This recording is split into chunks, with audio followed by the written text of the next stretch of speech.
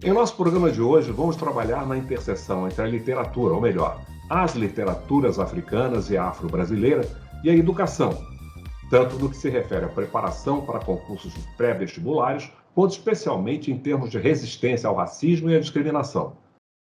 Há entraves que impedem a superação do racismo neste país, uma vez que ainda há pessoas que dizem que não existe discriminação racial no Brasil. Ou há quem não se dá nem conta de seu preconceito velado, escondido, banalizado socialmente a ponto de não se perceber. Para nós entendermos isso, precisamos diferenciar a injúria do racismo.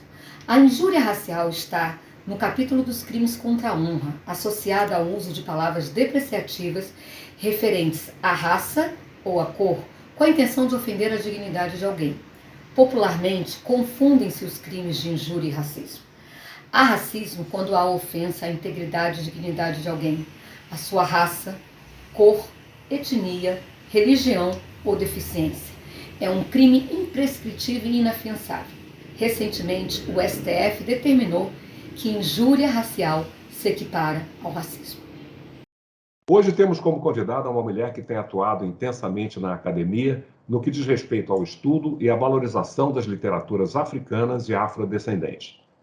Seu interesse por essa disciplina nasceu ainda na adolescência, quando teve contato com a obra da escritora Clarice Lispector.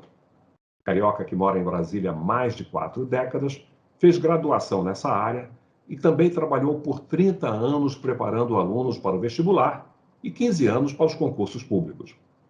A leitura de obras do escritor angolano Ondiaki estimulou a estudar profundamente as literaturas africanas e afro-brasileiras, o que lhe rendeu a publicação de resenhas na revista África e Africanidade, além de levá-la a concluir 8 cursos de pós-graduação lato sensu. Foi aluna do grande intelectual Silvio Almeida nos cursos Racismo e Política, Questões Contemporâneas e Para Ler Achille Mbembe. E é umbandista, filha do Chaguian, como tem orgulho em declarar-se. Afirma que a África nasceu dentro dela e é sobre a literatura de resistência e a luta contra o racismo que quer ensinar o resto da vida. Vamos conversar com a professora, ativista acadêmica e filha de santo, Andréia Cerqueira. Oi, Medeiros, boa noite para todo mundo. É um prazer estar aqui com vocês. É um prazer muito grande para nós, Andréia, você recebê-la, né, nesse curso em resenha, você que tem um belo currículo e uma atuação muito firme no combate ao racismo via o que você chama de literatura de resistência. Fala para a gente sobre isso. Bom, o meu primeiro contato com a literatura africana foi quando eu me matriculei como aluno especial no mestrado em 2013. E até então, Medeiros, eu não tinha contato com a literatura africana, apesar de, no Brasil, o nome do Mia Couto já ter sido muito divulgado. E aí eu conheci um escritor angolano, eu fiz o estudo de uma obra de um escritor angolano chamado Ondiaki. E foi amor à primeira vista. Fiquei completamente apaixonada. Eu li dele, na verdade, um livro infanto-juvenil, e a partir dali eu falei, gente, que coisa mais maravilhosa. Foi meu primeiro contato com a literatura africana. Aí dali eu passei para Pepe Tela, Mia Couto, Noêmia de Souza, Pauline Giziane, e foi crescendo essa gama de escritores, e eu falei assim, meu Deus. E aí veio a Lei 10.639, que obrigava o ensino da África na história, na literatura e no campo de visuais, né? E depois a 11.645, que reatualizou essa lei, obrigando também o estudo dos indígenas, né? E aí eu mergulhei de cabeça, comecei a fazer tudo quanto é curso, eu tenho mais de 3.000 horas em cursos de extensão em África, em História da África, literaturas africanas, literatura afro-brasileira. É uma paixão que eu tenho pela cultura negra. É importante a gente entender que existe uma diferença entre a literatura africana, a literatura brasileira e a literatura negra.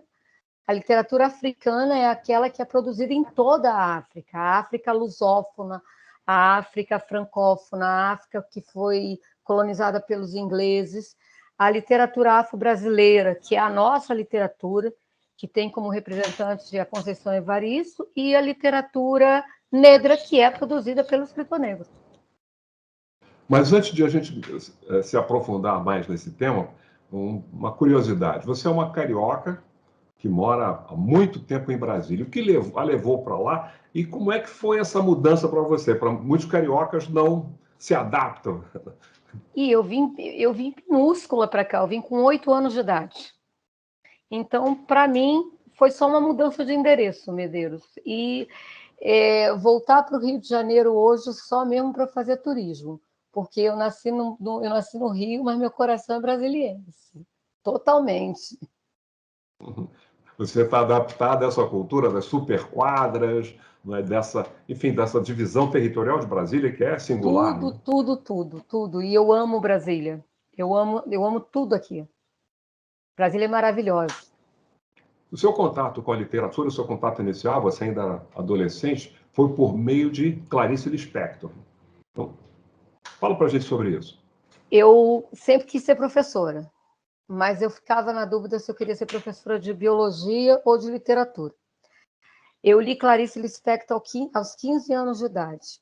E quando eu li essa mulher, eu descobri assim, meu Deus, é isso que eu quero fazer, eu quero ser professora de literatura. Foram 2 grandes momentos, Pedro. Quando eu descobri a Clarice, que aí eu resolvi fazer letras na UNB, né, e depois concluí a licenciatura em instituição particular, e depois, como aluno especial no mestrado, que eu descobri o Onjak e me entreguei de corpo e alma. O Sheikh Diop, ele diz uma coisa interessante, ele fala assim, há 2 formas da gente conhecer a África. Ou você nasce lá, ou ela nasce dentro de você. A África nasceu dentro de mim, com todo o coração. Mas se você teve contato, então, com uma obra que já é uma obra sofisticada de Clarice Lispector aos 15 anos, você devia ser uma leitora, digamos, quase que viciada, né? Em livros. Voraz, até hoje. Voraz. Até hoje. São 3 livros ao mesmo tempo, e eu canso de um, passo para outro. E agora eu tenho me dedicado muito mais às literaturas africanas. Então, eu mando trazer livro assim, de Cabo Verde. Sou apaixonada por essa literatura. É uma literatura muito forte, é uma literatura de resistência histórica. É uma luta muito bonita que a África, que os países africanos enfrentaram contra o colonialismo, e ela merece ser conhecida pelo mundo. Você está, com certeza, familiarizada com a obra da Chimamanda Adichie. Sim, sim. Chimamanda Ngozi Adichie. Inclusive, depois do Onjak, a primeira leitura que eu fiz foi da Chimamanda. Foi de Americana, que eu fiquei completamente apaixonada, e No Seu Pescoço, dos contos. E depois eu fui lendo a obra de Chimamanda, ela lançou um recentemente, que é Notas sobre o Luto, né? Que, na verdade, ela está vivendo o luto do pai, né? Mas ela é uma escritora assim, que eu tenho uma tendência muito grande, Medeiros, a desenvolver uma tese de mestrado sobre alguma obra dela. Só que, por enquanto, o Onjak ainda está falando mais alto. Eu ganhei um livro dele. Um livro que não tem no Brasil, eu fiz um curso com ele, né? E eu falei com ele que ele viesse ao Brasil ministrar um curso e trouxesse um livro de poesia. E Dentro de Mim Faz Sul. E ele me mandou o PDF do livro, né? Então, você imagina, né? É uma paixão enorme. Você trabalhou muitos anos preparando alunos tanto para os pré-vestibulares para os vestibulares quanto para os concursos públicos. Qual a importância dessa atividade para você? Eu não sei fazer outra coisa, Medeiros. Eu só sei dar aula. Eu queimo gelo. Se eu tiver que viver de outra coisa, eu não sei nem fritar ovo, para você ter ideia. Eu queimo gelo. Então, é a minha vida. Eu não sei fazer outra coisa. É o que eu amo. Eu digo que é o que eu quero fazer o resto da vida. Eu falo que eu quero morrer bem velhinha em sala de aula. E que Deus me dê muita saúde, que o Xaguian me dê muita axé para que eu possa chegar lá.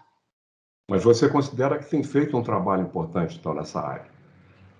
Olha, é difícil, tá? É um trabalho muito difícil, porque o que eu enfrento eu enfrento um racismo muito grande, um preconceito racial muito grande, porque o aluno do ensino médio, até mesmo a criança, não tem na literatura uma identificação, né? Então, quando eu preciso apresentar, por exemplo, para uma criança, eu preciso trazer para eles Bell Hooks com Meu Cabelo é de Rainha, entendeu? Eu preciso que eles entendam que existe uma identificação. Por que que o negro só aparece em livros didáticos escravizado, no pau de arara, como eram as figuras de Debré? Existe uma história que não foi contada. Ninguém vai mudar a história. Isso é fato. A história ela não vai ser mudada. Mas agora nós vamos contar a outra história, como a Chimamanda diz. A história ela não pode ser única. A Marilena Chauí dizia que a história era contada sob o ponto de vista do colonizador. Então agora nós vamos fazer a história do ponto de vista do colonizado. O negro foi silenciado por séculos e ele precisa de voz. E mesmo que esse não seja o meu lugar de fala, eu tenho empatia pela causa e eu vou lutar por essa causa, porque ele não pode ser silenciado, tamanha a riqueza de sua cultura. Eu creio que, inclusive, existe algum exagero e alguma, digamos, até um certo equívoco quando pessoas imaginam que a questão do lugar de fala seja um lugar de privilégio. Não, é uma questão de onde você vê a sociedade, né? É isso. Você aprendeu a ter uma visão do outro, uma visão de uma coisa relacionada à empatia, né? Conseguir calçar as sandálias do outro. A filosofia africana, ela tem muito dessa questão da alteridade, né? Então, eu existo porque você existe. A filosofia, o Ubuntu fala muito isso. Então, eu existo porque você existe. Então, existe essa questão da alteridade, né? Eu li uma matéria recentemente, Medeiros, que me deixou tão emocionada. Rapidamente, só para você ter ideia, um fotógrafo foi a Moçambique fazer umas fotografias de um grupo étnico lá. E ele colocou uma cesta de frutas numa árvore e falou assim: quem chegar primeiro é o dono das frutas. E as crianças saíram todas correndo de mãos dadas. Isso é alteridade. Isso é África. É exatamente uma visão de solidariedade, de companheirismo, de cooperação. Nós estamos agora encerrando o primeiro bloco, vamos voltar no segundo. Temos umas outras perguntas interessantes para você, sobre a sua carreira, o que você tem feito e como é que você vê as transformações que estão ocorrendo na sociedade de hoje, de um momento de recessão do ponto de vista político, mas de avanço das pautas raciais. Até daqui a pouco.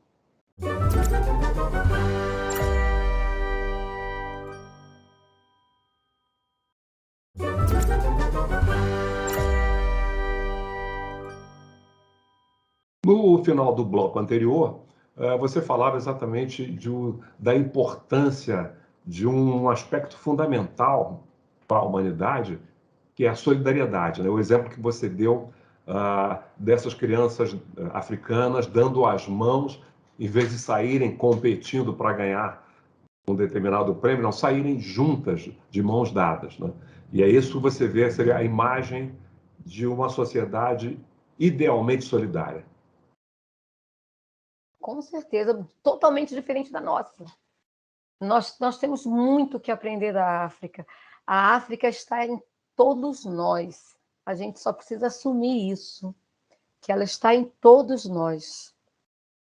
Agora, um aspecto que é interessante, que muitas vezes nos seus dados biográficos você fala das literaturas africanas, e não apenas do seu. Da mesma forma que seria errado falar em a cultura africana, já que existem centenas e centenas de grupos étnicos. Nós tivemos, 20 anos atrás, na África do Sul, durante aquela conferência internacional, e só lá na província onde já se situa a cidade de Durban, a província de KwaZulu-Natal, existem 13 idiomas oficiais, né? Então, como é que você lida com essa diversidade? Você consegue ver uma unidade dentro dessa diversidade? O que ficou decidido, né, depois do Tratado de Berlim, que a África foi toda dividida, né? Cada região teve um tipo de colonização, e além dessa colonização, nós temos as próprias etnias das regiões, né? Quando os países africanos conquistaram a liberdade, eles resolveram manter a língua do colonizador, né? E tem um escritor angolano, Medeiros, chamado José Luandino Vieira, ele tá vivo até hoje, e ele diz o seguinte: o nosso troféu foi a língua do colonizador, porque, na verdade, para que eu leve essa literatura, essas várias literaturas para o mundo, eu preciso realmente de outras línguas e não aquelas étnicas, raciais que nós encontramos na África. E o que Luandino faz com o idioma europeu é subverter. Existe uma subversão do nosso idioma. Tanto é que você lê aquilo em português e fala assim, gente, será que eu estou lendo português mesmo? E ele foi um cara que recusou o Prêmio Camões, né? Luandino foi preso na época da Guerra Civil Angolana, né? Foi colocado na solitária, que era chamada de frigideira, publicou um livro que gerou uma polêmica. Quem é esse cara que está publicando esse livro? Descobriram que ele era um terrorista, que estava em Tarrafal, preso, o livro foi recolhido. Os guardas da prisão publicaram esse livro clandestinamente, né? Ele passou 10 anos em Tarrafal. Quando ele saiu, sua obra foi reconhecidíssima, e anos depois ele recebeu o Prêmio Camões. E ele falou, eu não quero. Porque ele foi bem coerente com a fala dele, com a atitude dele. E ele diz, o nosso troféu é a língua do colonizador. Então, você tem na Nigéria, né, uma colonização inglesa, você tem em Angola, Moçambique, Guiné-Bissau, Cabo Verde, São Tomé e Príncipe, uma colonização portuguesa, você tem na Argélia, você tem uma colonização francesa, na África do Sul você tem uma colonização norte-americana. Então, como é que nós vamos falar numa África só? São várias Áfricas, e todas elas estão dentro de nós. A gente só precisa enxergar isso. E é uma contradição, na verdade, o fato de que o que possibilita unir diferentes etnias sobre um mesmo país é exatamente a língua do colonizador. É uma contradição, mas que eles têm usado isso, inclusive subvertido, como você falou, né? Exatamente. Imagina tantas línguas, tantos dialetos, né? Então, a língua do colonizador, ela unificou, que é o que acontece, por exemplo, em Moçambique. Agora, a partir desse interesse despertado por essas várias fontes, você fez 8 cursos de pós-graduação lato sensu. Explica isso para nós. Eu sempre gostei de estudar, né? Aí começou, né? Depois dessa paixão pela África, eu comecei a fazer em literatura africana, cultura, literatura e história africana, história da África, memória e história, literatura contemporânea, literatura em língua inglesa. E aí o que ia aparecendo, Medeiros, eu ia fazendo. Hoje são 8, literatura infanto-juvenil, e eu trabalho com a área de literatura infanto-juvenil africana. Então, assim, foram surgindo, e eu fui fazendo, e fui gostando, e vai aparecendo, e eu vou fazendo, até eu finalmente, né, concluir essa história aí do mestrado, que vai ser em África. Já escolheu o tema? Bom, é óbvio, né? O tema é óbvio, com certeza. Mas interessante que nos últimos anos têm sido lançados no Brasil alguns livros nessa perspectiva de atingir o público infanto-juvenil com uma temática ligada aos negros. O Pequeno Príncipe Preto, do Rodrigo França, por exemplo, né? Começa a surgir esse tipo de literatura que me interessa especificamente a você. A BNCC, né? A BNCC, a Lei 11.645, mas as alterações da BNCC é que fizeram com que as editoras olhassem para essas publicações, mas com muita cautela, né, Medeiros, para nós não nos depararmos com aquele livro que recém foi recolhido, porque contava a história de crianças escravas brincando no convés do navio negreiro, de pular corda com as correntes, cantando escravos de Jó, e dizia, e riam, os escravos somos nós, né? Então, assim, com muita cautela, a BNCC e a lei fizeram com que as editoras encontrassem aí um grande mercado.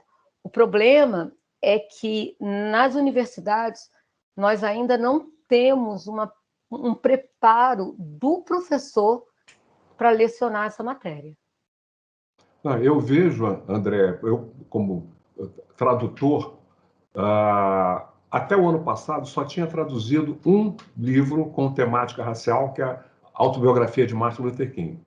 No ano passado eu traduzi o Francis Fanon, Por uma Revolução Africana, traduzi A Deseducação do Negro, de Carter Woodson, Casta, que é um livro que trabalha a questão racial do ponto de vista da casta, alguns textos do livro, uma coletânea de textos de Lélia Gonzalez, por o feminismo afro-latino-americano, e esse ano um livro sobre aquele massacre de Tulsa, aquela coisa terrível. Ou seja, há um aumento também do interesse pela temática racial, independentemente do nicho infanto-juvenil. E também da literatura adulta, né? Hoje, o que nós temos? Nós temos praticamente a obra de Achille Mbembe toda traduzida. Inclusive, eu estou esperando o meu Brutalismo chegar, que ainda não chegou. Né? Nós temos Fanon, da necropolítica, não é? Que está caindo num vestibular na Universidade de Brasília. Na área da literatura, os vestibulares de São Paulo já privilegiam há algum tempo essa literatura africana, já cobraram Mayombe, hoje estão cobrando o Niket, da Paulina Sijane, que ganhou, né, o Nobel. A Paulina Sijane ganhou o Nobel, não, que ganhou o Camões, perdão. Fanon virou onda nacional, né? Chinua Achebe, o Diop. Então, hoje, tanto na área da filosofia... Grada Quilomba, né? Sim, a Grada Quilomba, que veio a Flip.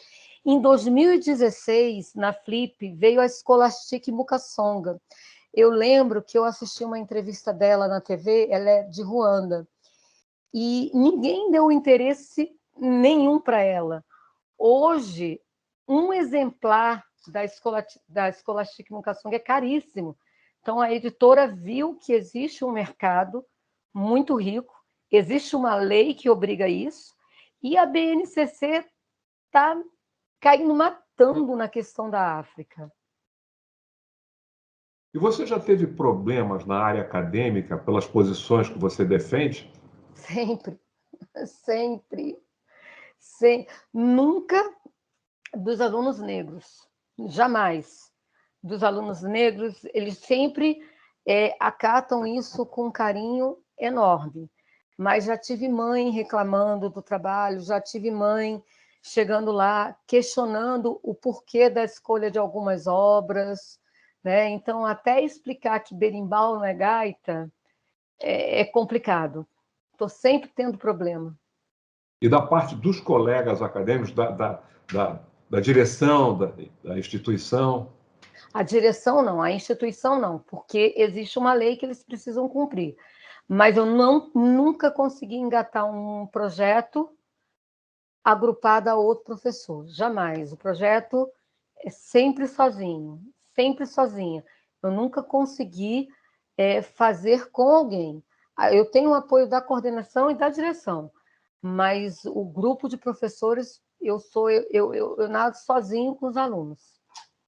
Agora, você é praticante da Umbanda, filha de Oxaguian. Como é que você vê e como é que você faz o enfrentamento à intolerância religiosa? É complicado, porque toda sexta-feira eu visto branco, né? A gente tem algumas obrigações que tem que fazer, né? E as pessoas perguntam: uai, professora, você é macumbeira? A gente falou assim: você é macumbeira, né? Aí eu falo assim, não, macumbeiro é um pedaço de madeira, eu sou um bandista. Eu falo assim, porque a gente tem que dar, eles assim, existem muitos mitos em torno disso, muitas mentiras em torno disso, mas eu enfrento mais intolerância por parte dos colegas do que dos alunos. Os alunos são mais compreensíveis do que os colegas. Agora, situações assim, né, Medeiros, professora, aquela menina do cabelo ruim, eu falo assim, mas vem cá, qual foi a ruindade do cabelo dela? Qual foi a maldade que o cabelo dela te fez? A gente lida com isso com os alunos, mas a questão de ser uma mulher de terreiro, né? Com os alunos não, mas com professores sempre olham torto, né? E aí, às vezes, dá até vontade de brincar, Medeiros fala assim, eu sei teu nome completo, hein? Eu vou amarrar na boca do sapo. É uma boa ideia, é uma boa ideia. Como eu sugeri anteriormente, né, em termos de percepção, nós estamos vivendo uma realidade ambígua, né, do ponto de vista dessa toda a área social no Brasil. Quer dizer, nós temos um retrocesso na questão política e, ao mesmo tempo, do ponto de vista da questão específica da questão racial, temos tido avanços, não é? Como é que a gente, para fechar, a gente tem que fechar aí, vamos fechar bem, como a senhora fala sobre isso. Tá, eu vou falar duas palavrinhas em relação ao avanço, em relação ao racismo. Dívida histórica. O mundo tem uma dívida histórica com a África. E dívida tem que ser paga. Essa dívida, ela tem que ser paga. E a gente só vai conseguir pagar essa dívida dando voz a essas pessoas que foram silenciadas, invisibilizadas durante tanto tempo. Sejam mulheres, sejam negros, seja qualquer minoria. Eu vou usar o trecho da Sojourner Truth. E eu não sou mulher, né? Então, assim, eu não sou negro, e eu não sou gay, então, assim, é uma questão de dívida histórica, não é mimimi, é dívida histórica. Muito obrigado, Andréa. E você fechou muito bem com essa história, citando essa coisa ridícula, essa acusação de mimimi, de vitimização. Ou seja, nós negros sofremos o racismo e quando o denunciamos, estamos fazendo vitimismo. Muito obrigado pela sua posição. Continue na luta e conte conosco.